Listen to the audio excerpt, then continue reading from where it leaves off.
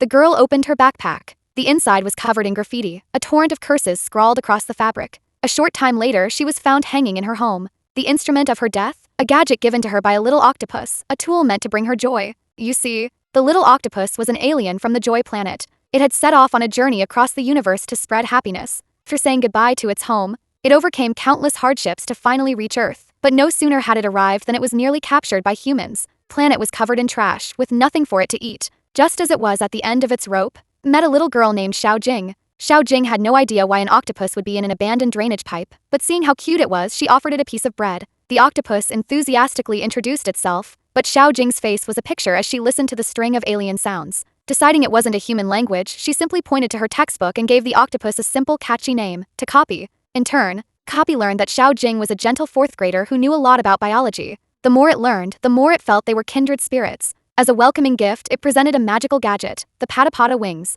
Just pull the strap, wrap it around your body, and you could fly freely through the sky. Xiaojing, however, wasn't interested. She turned to leave, telling it she'd bring more food at the same time tomorrow. She knew that even if you could fly, it wouldn't change a thing. But Takopi didn't understand her true meaning. Figured she must have flown before. After all, this planet was full of flying creatures. Maybe Xiaojing was secretly practicing her flying every night, which was why she wasn't impressed with its gift. The next day, Xiaojing returned at the same time, but this time she just hugged Takopi tightly, curled up inside the abandoned pipe, her expression even more downcast than before. Just then, a group of girls walked by, laughing and chatting about the thrill they got from bullying Xiaojing. She only dared to come out after they were gone, determined to repay her for saving its life. Takopi took out another gadget from the Joy Planet, the Happy Camera. First glance, it looked like a normal camera, but any picture it took would instantly appear on a sheet of happy photo paper. The little girl looked at it with disdain. Don't you guys have Polaroids on your planet? Just as Takopi was about to explain the camera's special function, Xiaojing said she had to go. The stationery store was about to close. She opened her backpack, revealing the hateful graffiti inside.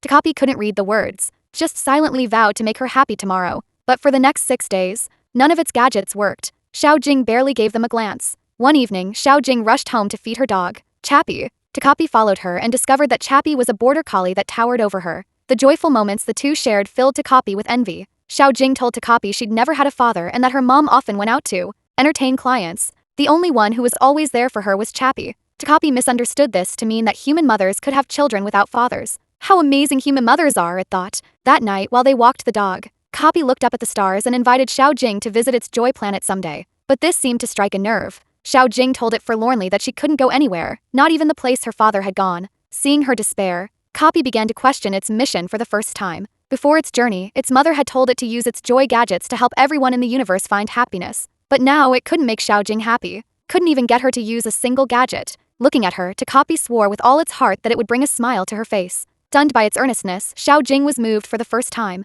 She gave it a small kiss in response, then smiled and said goodbye. The next time Takopi saw Xiaojing, however, her face was bruised and swollen, her body covered in filth. But Takopi, in its naivete, thought these were just the natural patterns that appeared after a human had an argument with a friend. So it presented that day's joy gadget, the reconciliation ribbon. If she and a friend tied the ends to their pinky fingers, they would instantly make up. The ribbon was incredibly strong and could stretch infinitely, so it wouldn't matter how far away her friend was. But today, to Takopi's shock, Xiaojing eagerly accepted the gift. With one condition, she wanted to use it alone. Takopi knew the rule of the joy gadgets. They had to be used in the presence of a Joy Planet native. But faced with Xiaojing's pleading, it made a decision that went against all its ancestral rules. Gave her the ribbon. It was a decision it would regret for the rest of its life.